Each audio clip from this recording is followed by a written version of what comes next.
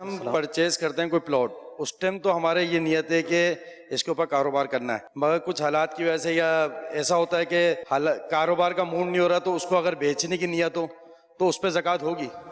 بڑا اچھا سوال کیا آپ نے۔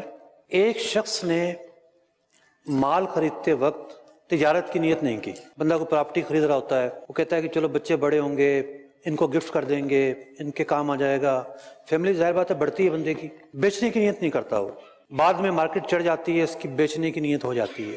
کیا خریدتے وقت بیچنے کی نیت تھی اس کی؟ پرابلم نواز سے نہیں۔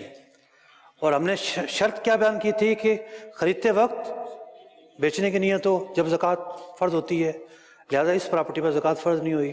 اب دوسری صورت، خریدتے وقت بیچنے کی نیت تھی لیکن بعد میں نیت بدل گئی کہ نہیں جی اس کو کرائے پر چڑھائیں گے یا اس کو خود رکھ لیں گے، اب بھی زکوٰۃ فرض نہیں ہوگی۔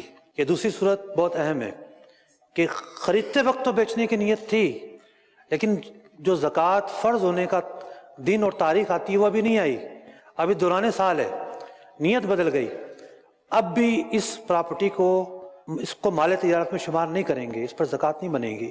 تو یہ تین صورتیں بنتی ہیں اس مسئلے کی، خریدتے وقت نیت تھی اور تاحال نیت ہو، بیچ میں منقطع نہ ہوئی ہو، یہاں تک کہ زکوٰۃ جس دن فرض ہوتی ہے وہ دن آ جائے۔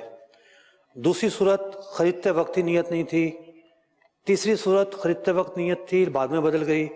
آخری دو صورتوں میں زکوٰۃ فرض نہیں ہوگی جبکہ پہلی صورت میں زکوٰۃ فرض ہوگی۔